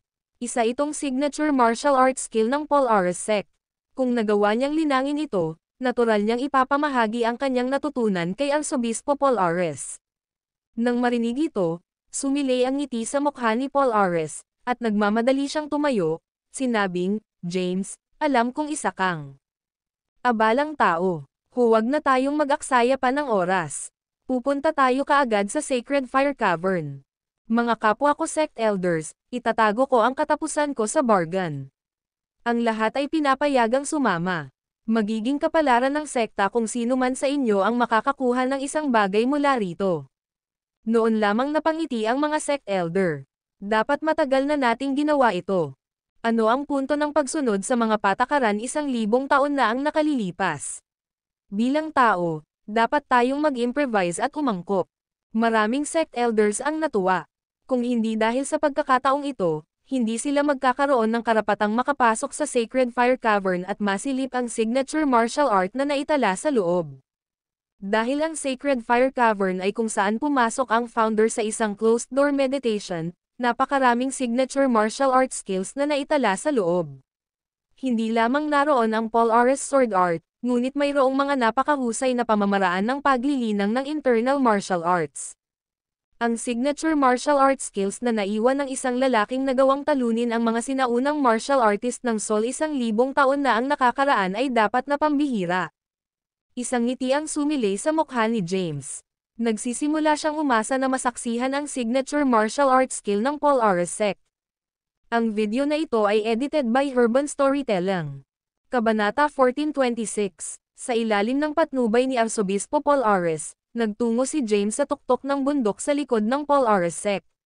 Maraming sect elder ang sumunod na malapit sa likuran. Sa ilalim ng bangin sa likod ng bundok, mayroong isang natural na kuweba. Kahit na ang pasukan ay medyo maliit, ito ay malawak at maluwang sa loob. Pagkatapos mo, James, si Arsobispo Paul Ares ay sinenyasan si James na pumasok. Matapos tumawid sa isang palikulikong kalsada, nakarating sila sa isang bahay na bato. Ang bahay na bato ay artificial na itinayo at medyo maluwang sa loob. Ang lugar ay humigit kumulang 500 metro kwadrado, at ang pader na bato ay 20 metro ang taas. Samantala, ang mga pattern at mga teksto ay nakasulat sa nakapalibot na mga dingding. Ilang na italang paglilinang, pamamaraan, habang ang iba ay nagtala ng mga diskarte sa martial art. Karamihan, gayunpaman, ay tungkol sa mga diskarte sa espada. Nakarating na tayo, James. Dito pumasok ang tagapagtatag ng aking sekta sa isang closed-door meditation. Sa kanyang pagmumuni-muni, isinulat niya sa dingding na bato ang lahat ng kanyang natutunan. Gayunpaman, lumipas ang mga siglo at walang arsobispo ang nakaunawa sa kahulugan o nakakuha ng anumang kaunawan sa diwa nito. Ma'am, pinagmasdan silang mabuti ni James. Ang teksto ay isang sinaunang script mula sa 1,000 taon na ang nakalilipas. Pareho sila ng mga karakter sa medical book. Inilibot niya ang paningin sa paligid at agad niyang alam kung saan siya magsisimula. Nagsimula siya sa kaliwang bahagi ng pader na bato na nagtala ng mensahe ng tagapagtatag. Ako, si Yusuf Paul Ares, ay nagsimulang magsanay ng martial arts sa edad na 5. Sa oras na ako ay 10, nagsimula akong gumawa ng mga gawa. Sa oras na ako ay 20, ako ay hindi matatalo. Nang ako ay 30, nagtungo ako sa martial community sa Stashale sa Sol at hinamon ang mga martial artist doon. Lalong lumakas ang aking lakas sa bawat laban. 60 taon ang ginugol ko sa martial community sa Stashale at natalo ang bawat martial artist doon. Sa maikling sandali na iyon, ako'y nakaramdam ng kaluwalhatian. Noong malapit ko nang duminahin ang martial community ng Stashale, nakatagpo ako ng isang malakas na kalaban. Hindi ko alam ang pangalan niya. Ang alam ko lang ay tinawag siyang prinsipe ng Orchid Mountain. Napakaraming makapangyarihang martial artist sa ilalim niya, ngunit isa-isa ko silang hinamon. Gayunpaman, nakilala ko ang pagkatalo sa bawat pagkakataon. Sa loob ng 10 taon, natalo ko ang bawat martial artist sa ilalim ng bandilan ng Prince of Orchid Mountain. Ngunit sa huli, natalo ako sa kanya, at ang aking martial arts ay inalis sa akin. Kaya, bumalik ako dito at pumasok sa isang closed-door meditation. Tapos, binaliktad ko ang sitwasyon. Sa pamamagitan ng paglikha ng kakaibang 9 scriptures of ordeals, hindi lamang ako nabawi ang aking lakas, ngunit nakakuha din ako ng napakalaking kapangyarihan. Batay sa kategorya ng mga kaharian sa pamayanan ng militar ng Staciel, narating ko na ang ikawalong hagdan ng Skyward Stairway.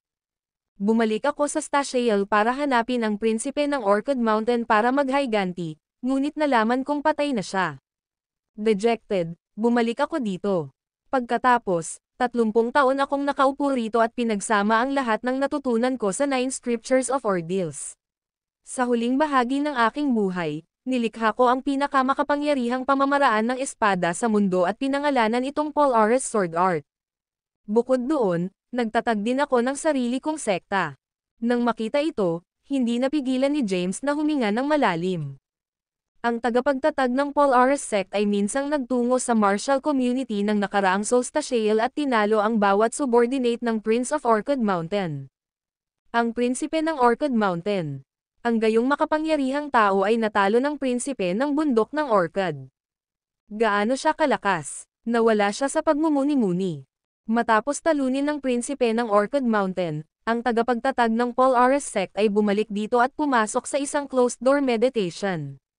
Matapos likhain ang 9 Scriptures of Ordeals, nabawi niya ang kanyang lakas at umakyat pa siya sa ikawalong hagdan ng Skyward Stairway. Iyon ang huling hakbang sa ika-9 na ranggo. Siya lang dapat ang kilala ni James na pinakamalapit na tumawid sa ika-9 na ranggo. Maging si Callan ay umakyat lamang sa ikalawang hagdan ng Skyward Stairway noong Mount Thunder Conference.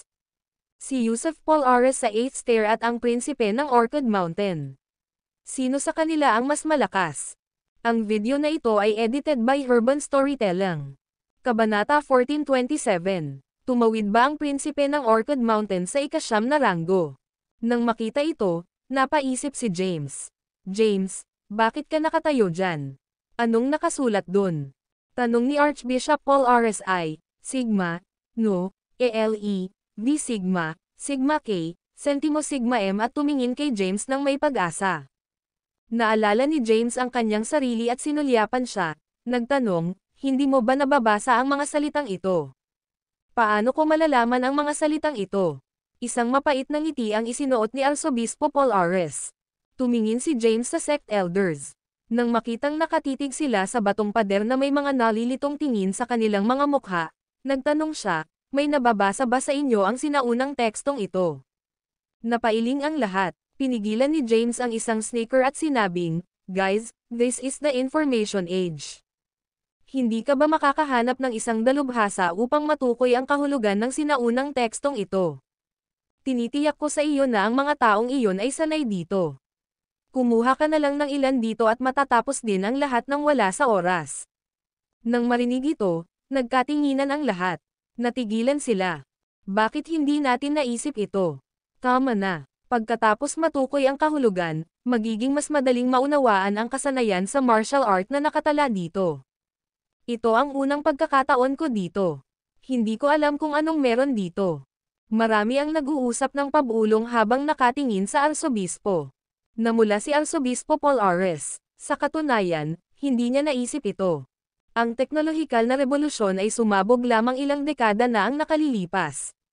Bukod dito, bihira siyang gumala sa labas ng mundo at nanatili lamang sa closed-door meditation.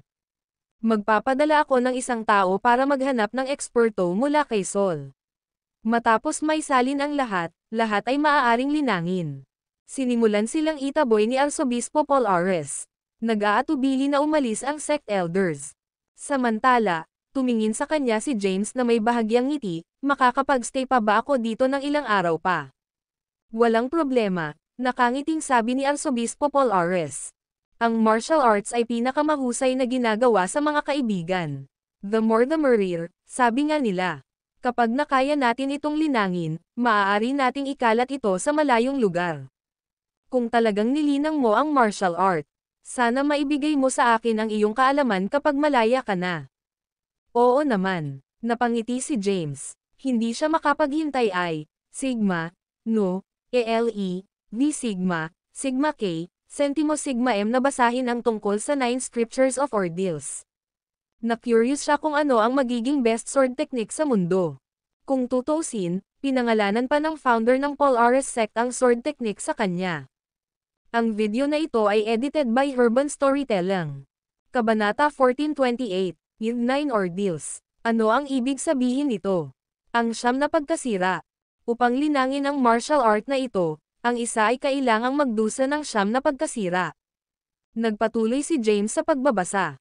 Ang pamamaraan ng paglilinang ng 9 Scriptures of Ordeals ay naitala sa likod. Nang matapos niya itong basahin, nagsalubong ang kilay ni James.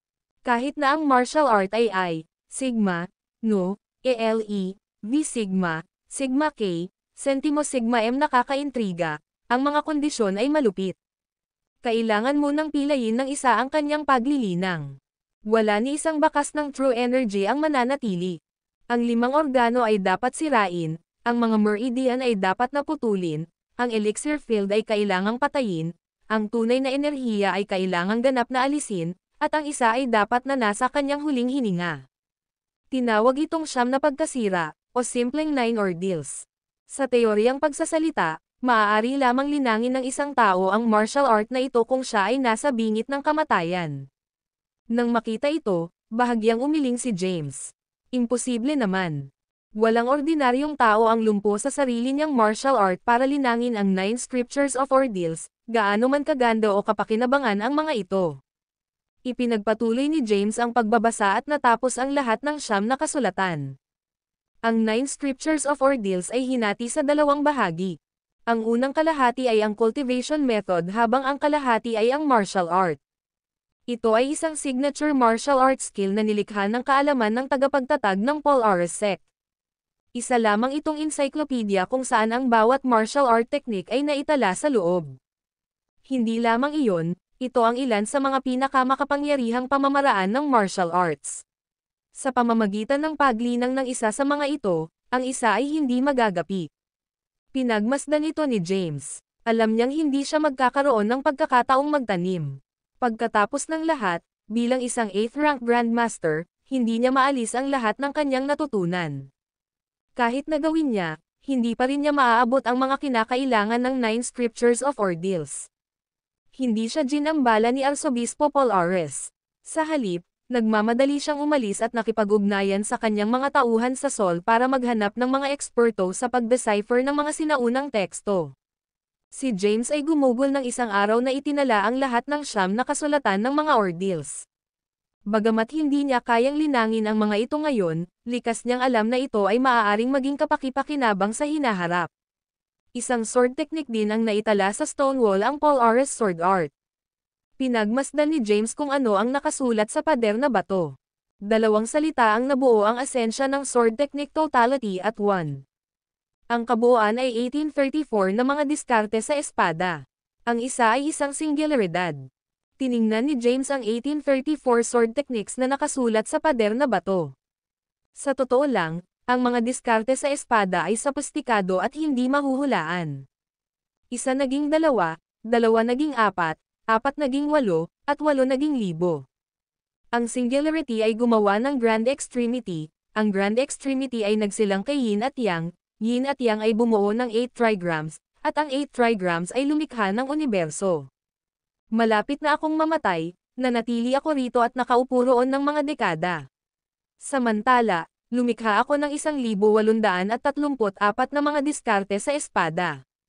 Gayunpaman, naniniwala ako na ang mga diskarte sa espada ay hindi kumpleto. Kahit na ang mga galaw ay sophisticado at makapangyarihan, nangangailangan ito ng masyadong maraming hindi kinakailangang pagsisikap upang gamitin ang mga ito. Base sa aking mga iniisip, naniniwala ako na ang bilang ng mga diskarte sa espada ay maaaring mabawasan pa. Kung maaari kong pagsamahin ang 1834 sa kanila sa isang galaw, ito ay magiging isa, at sa gayon ay makakamit ang singularidad. Ito ang totoong Polaris sect. Gayunpaman, malapit na ang aking wakas ay, Sigma, No, ELE, V Sigma, Sigma K, Centimo Sigma M. Wala na akong oras para i-research ito. Nang makita ang mga huling salita ng tagapagtatag, nawala si James sa pagmumuni-muni. Tama ang founder. Kahit na ang Polaris sword art ay sophisticado at makapangyarihan, nangangailangan ito ng napakaraming galaw upang magamit ito ng perpekto. Ang tagumpay ay magpapasya sa isang hakbang. Gayunpaman, hindi nagkaroon ng luho si James na mag-isip-isip at linangin ang mga diskarte sa espada. Marami pa siyang dapat gawin. Matapos ay record ang mga diskarte sa espada, inilabas niya ang kanyang telepono at ni-record ang mensahe sa pader na bato, na ini-save ang mga ito sa kanyang photo album. Pagkatapos, tumalikod siya at umalis sa Sacred Fire Cavern. Sa oras na umalis siya, gabi na. Maraming mga alagad ng Paul Ares sect ang nagbabantay sa kuweba. Kasama nila si Arsobispo Paul Ares. Ang video na ito ay edited by Urban Storytelling. Kabanata 1429. Nang makitang umalis si James sa yungib, lumapit si Arsobispo Paul Ares sa kanya at binigyan siya ng isang matingkad na ngiti, nagtanong, "Kumusta, James?" Umiling si James at sinabing, "Masyadong malalim ito para sa akin. Hindi ako makakuha ng anumang insight sa ngayon. Wala akong choice kundi ay record sila. Plano kong bumalik sa ngayon. Kapag may oras ako, linangin ko ito." "Aalis ka na ba, ma'am?" Tumanggo si James at nagtanong, "Nga pala, ilang araw ako nanatili sa Sacred Fire Cavern?" Sabi ng Arsobispo, "Mga 3 araw sa kabuuan. Dahil balak mong umalis, bakit hindi muna tayo kumain? Dapat man lang ay mag-organize ako ng farewell banquet para sa iyo." Ngumiti si James at sinabing, "Ayos lang. Sige, kung ganoon." Hindi pinilit ni Arsobispo Paul Ares ang isyu. "By the way, paano nangyari ang investigasyon?" Sinabi ni Arsobispo Paul Ares, "Ito ay patuloy pa rin, ngunit naniniwala ako na ang balita ay darating sa lalong madaling panahon. Bakit hindi ka manatili dito ng ilang sandali pa? Maaari kang umalis pagkatapos makumplito ang investigasyon." "Hindi mangyayari iyon." Umiling si James at sinabing, "Kailangan kong magtungo sa Durandal at ibalik ang hukbo sa Sol. Maraming bagay ang naghihintay sa akin." "Sige, may balak ka bang umalis ngayon o bukas ng madaling araw?" "Aalis ako kaagad." Nasaksihan ni James ang 9 Scriptures of Ordeals at ang Paul Ares Sword Art sa Sacred Fire Cavern. Ngayong naabot na niya ang kanyang layunin, wala nang saysay na manatili pa. "I'll see you off personally." Gumawa ng welcome gesture si Arsobispo Paul Ares at personal na inihatid si James pababa ng burol. Isang sasakyan ang nakahanda sa gilid ng kalsada. Sabi ni Paul Ares, "Nag-ayos ako ng sasakyan para sa iyo. Dadalhin ka nito sa airport." "Salamat, di na kailangang magpasalamat sa akin. Siya nga pala, kapag naresolve ko na ang mga internal affairs ng sekta, bibisitahin kita sa Sol. Inaasahan kong magkasamang magsaliksik ng martial arts." "Sure thing, pwede kang pumunta anytime." "Sige na, hindi na kita guguluhin pa." "Ma'am." Sumakay si James sa kotse, at pinapunta siya ng driver sa airport. Samantala, ipinikit ni James ang kanyang mga mata at nagmuni-muni. Nag-flash sa kanyang isipan ang mga larawan ng Paul Ares Sword Art. Bawat galaw ay sophisticado, at nagkaroon siya ng gana na humawak ng espada at magsanay ng martial art technique. Gayunpaman, pinigilan niya ang pagnanasa. Alam niyang hindi pa ito ang oras. Maya-maya, nakarating na siya sa airport. Ang Paul Ares sect ay tunay na isang maimpluwensyang sekta hindi lamang sa sinaunang martial world kundi maging sa labas ng mundo. Ang Arsobispo ang nag-ayos ng lahat. Pagdating ni James sa paliparan, sasakay siya sa isang eroplanong patungo sa Durandal. Sumakay si James sa eroplano. Sa madaling araw, dumating siya sa Durandal. Nasa bahay si Elena nitong mga nakaraang araw. Nanlumo siya matapos tumanggi si James na dalhin siya sa Mount Olympus. Bagamat nanatili siya sa kaginhawahan ng kanyang bahay, naiintindihan niya ang mga pangyayaring naganap doon.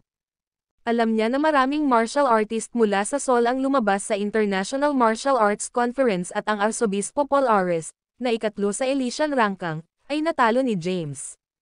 Hindi lamang iyon, naputol ang Excalibur sa kalahati, at ang kasalukuyang kinaroroonan nito ay hindi alam. Samantala, si Kohler Kiz, pinuno ng pamilya ng Kiz at isang martial artist na pumangalawa sa Elysian Rankang, ay pinatay sa aksyon sa Mount Olympus. Sa isang napakagandang silid, umupo si Elena sa harap ng mesa at inalalayan ang kanyang baba gamit ang kanyang mga kamay, bumubulong, ito ay napakaraming araw. Bakit hindi pa siya bumabalik? Sa sandaling iyon, isang nagmamadaling boses ang dumating. Your Highness, James is back. Nang marinig ito, lumiwanag ang mukha ni Elena, at agad siyang tumayo. Isang 20-year-old looking and glamorous na babae ang sumugod at sinabing, "Your Highness, James is back." Pupunta na siya ngayon sa Royal Military Region ng Durandal. Malapit na daw siyang bumalik. Ano? Bumalik na siya. Sandaling natigilan si Elena bago nagmamadaling lumabas ng silid. Ang video na ito ay edited by Urban Storytelling. Kabanata 1430. Sa Royal Military Region ng Durandal. Nakatayo si James sa harap ng isang helicopter. Nauna sa kanya ang reyna ng Durandal. Kahit na dumating si James dito sa isang pagpapalitan ng militar sa pagitan ng dalawang bansa sa ibabaw, umalis siya upang ayusin ang kanyang mga gawain. Sa oras na bumalik siya, natapos na ang pagpapalitan ng militar. "Babalik ka ba talaga?" Tumingin ang reyna ng Durandal kay James. Kahit na siya ay nasa Durandal sa buong panahon, alam niya ang tungkol sa mga kaganapan na naganap sa Mount Olympus. Iyon ay dahil ang knights ng pamilya Lewis na lumahok sa komperensya ay nagsalaysay sa kanya ng sunod-sunod na mga kaganapan. Alam niyang natalo ni James si Arsobispo Paul Ares, pumangatlo sa Elysian Rangkang, at nailigtas ang mga martial artist na dinukot. "Ma'am," tumango si James at sinabing, "Actually, I came here to sort out something. Ngayong nalutas na ang usapin, babalik ako kay Sol." Nag-atubili ang reyna ng Durandal na paalisin si James. Pinlano niyang pahusayin pa ang kanyang pakikipagtulungan sa kanya at nagpaplanong umasa sa kanya upang patatagin ang sitwasyon sa Durandal. Gayunpaman, patay na si Kohler. Ngayon na ang kanyang pinakamalaking banta ay nawala, ang mga bagay ay mas madaling harapin. Bumalik sa Durandal kapag libre ka na. Inabot ng reyna ang kanyang braso at sinubukang makipagkamay kay James. Gayunpaman, binati siya ni James sa halip. Pagkatapos, tumalikod siya at sumakay sa eroplano. James, bago pa siya makasakay ay may narinig siyang boses mula sa malayo. Si Elena na nakasuot ng puting damit ay tumakbo sa kanya at tinawag ang kanyang pangalan. Napalingon si James. Nang makita niya si Elena, nakangiti niyang sinabi, "Bakit ka nandito?" Ngumisi si Elena at nagtanong, "Ano? Hindi ba kita mapapaalis? Seryoso, ano ang nangyayari sa iyo? Pinagsama-sama natin ang mga paghihirap, hindi ba? Bakit ka umalis nang walang palem?" Nakangiting sabi ni James, "I didn't want to bother you, Your Highness. Ako ay isang walang kulturang tao na hindi marunong magsalita sa Pinong paraan. Huwag mo akong bigyan yan." Pinutol ni Elena si James at tinanong, "Kailan ka babalik sa Durandal?" Napaisip si James at sinabing, "Hindi ko rin alam. Kung wala nang ibang gagawin dito, hindi na ako babalik sa lalong madaling panahon." Nang marinig ito ni Elena, nalungkot ang mukha niya. Sa simula, mababa ang tingin niya kay James. Gayunpaman, ang lakas ni James ay lubos na nagulat sa kanya. Hindi niya inaasahan na magiging ganito kahanga ang lalaking ito. "Sige, see you." Kumaway lang ng kamay si Elena. "Magkita tayo." Pagkasabi niya nun ay sumakay na siya ng eroplano. Umalis ang eroplano at hindi nagtagal ay nawala sa paningin ni Elena. "Inay, gusto kong mag-aral sa Sol." Pagkatapos lamang mawala sa paningin ang eroplano ni James ay nagsalita si Elena. "Bakit gusto mong pumunta sa Sol at mag-aral ng biglaan?" Tanong ng reyna na may pilyong ngisi sa mukha. Elena pouted, "Hindi ba sabi mo na ang Sol ay isang bansang may mahabang kasaysayan? Hindi ba ako makakapunta doon at pag-aralan ang kultura nito?" "Oo naman, aayusin ko ito kaagad," sabi ng reyna na may bahagyang ngiti. Paanong hindi niya malalaman ang iniisip ni Elena? Sa eroplano, tumitig si James sa bughaw na langit, nag-iisip. Kahit na ang kanyang oras sa Durandal ay maikli, maraming nangyari pansamantala. Una ay ang bagay tungkol kay Delilah, na nagsasangkot ng maraming puwersa. Ang pangalawa ay ang mga pangyayaring naganap sa Mount Olympus. Maraming makapangyarihang martial artist ang nagpakita doon, ang misteryosong sect leader ng Celestial Sect at ang First Blood Emperor na unang nireranggo sa Elysian Rangkang. Ang sect leader ng Celestial Sect, kumunat ang kilay ni James.